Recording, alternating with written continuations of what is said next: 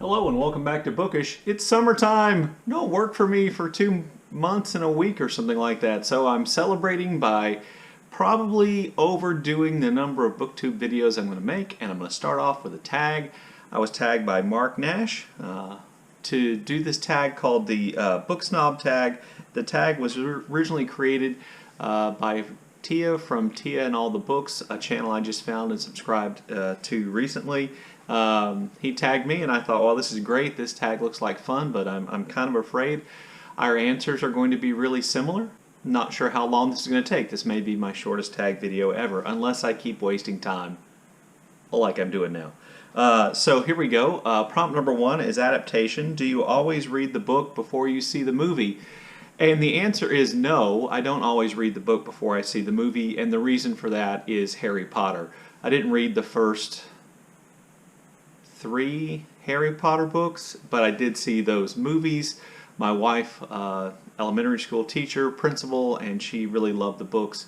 And we went to see the movies, and so I experienced them as movies first. I never went back and read books 1, 2, or 3, but I did start reading with book 4 because my kids were about the age to be excited about going and getting those books. And so, I was one of those parents who stood in line with their kid at midnight to buy the books, and then everybody had to have their own copy except me. I was perfectly happy to read my wife's. But having said that, I generally speaking don't like going to the movies. The whole movie-going experience is something that's never really been something that I like a lot, other than the popcorn. So for the most part, I would say I read the book and don't see the movie at all. But there is that Harry Potter exception. Okay, so prompt number 2, format snob. You can only choose one format in which to read books for the rest of your life. Which one do you choose? Physical books, ebooks, or audiobooks? Physical books. I love physical books. I'm not one of those people who doesn't think of physical books as objects that I love. I love them. I love the covers, I love the inside flap, I love the dust jacket, I love the pages, I love the smell of old books. I like reading the thing about the typeface that you can find at the end of the books. I love the books. It's a physical object, and I'm not ashamed to say that. So, physical books. Prompt number 3, ship snob. Would you date or marry a non-reader? And the answer is yes, I would date or marry a non-reader. My wife happens to be a reader, but I don't think that whether or not the person I loved was a reader or not would affect whether or not I could marry them. Prompt number 4, genre snob. You have to ditch one genre, never to be read again for the rest of your life. Which one do you ditch? Romance. Sorry, Steve Donahue, not a big romance reader.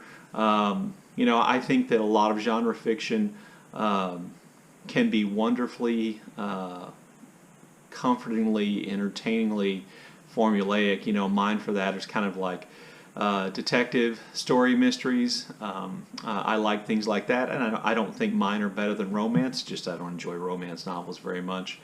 Uber genre snob. You can only choose to read one genre for the rest of your life. Which one do you choose? Literary fiction is the one I'm going to choose because it's the most varied, and I think it on the whole allows, because it doesn't have as many restrictions on what its form is supposed to be or content. I'm just going to go with literary fiction because I think in that I could read literary fiction novels set in the future that are not necessarily science fiction, literary fiction novels that might contain some elements of fantasy, but which aren't really fantasy, and I just think that gives me the widest reading options. Prompt number 6, community snob. Which genre do you think receives the most snobbery from the bookish community? So I think YA receives the most snobbery from the bookish community. I don't read YA, and part of the reason might be an element of snobbery, but I know most booktubers, or the vast majority of the big booktubers, read YA, and I check the booktube newbie tag looking for new channels all the time, and a lot of those channels are young women who love and read YA, and more power to them. What you read is your business, and if you love it, great. And if you love it and want to talk about it, even better. But I don't love YA. And I do think that people, old grumpy men like me, do sometimes have a tendency to be snobby towards YA. And so that's the one I'm going to say receives the most snobbery because I think that's the one I'm the most snobby about. Then prompt number 7, snobbery recipient. Have you ever been snubbed for something that you have been reading or for reading in general? So the answer to that question is yes, but it was, the 8th grade. So in the 8th grade, I read a lot of fantasy. One of my favorite fantasy series back then was the Thomas Covenant series by Stephen R. Donaldson. And I was carrying around a copy of this book. It wasn't this version. It was a paperback version which had different artwork. But this book is called The Power That Preserves. And I was carrying this book, and a young man with whom I was somewhat acquainted with asked me if the book was about God, the power that preserves, or about Jesus. And I explained to him no, that it was a fantasy series book about a leper who is transported magically to another world in which his white gold wedding ring gives him special powers to fight against evil. And he basically said, well, that sounds like a satanic book or something like that. And he kind of snubbed me as though I were some kind of non-Christian heathen at the time. Anyway, there's my takes on the Book Snob tag.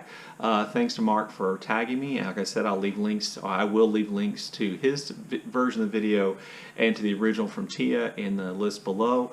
And I didn't think of people to tag before I started shooting this video, so I'm going to do what I've been doing lately and scroll their names up the screen right now.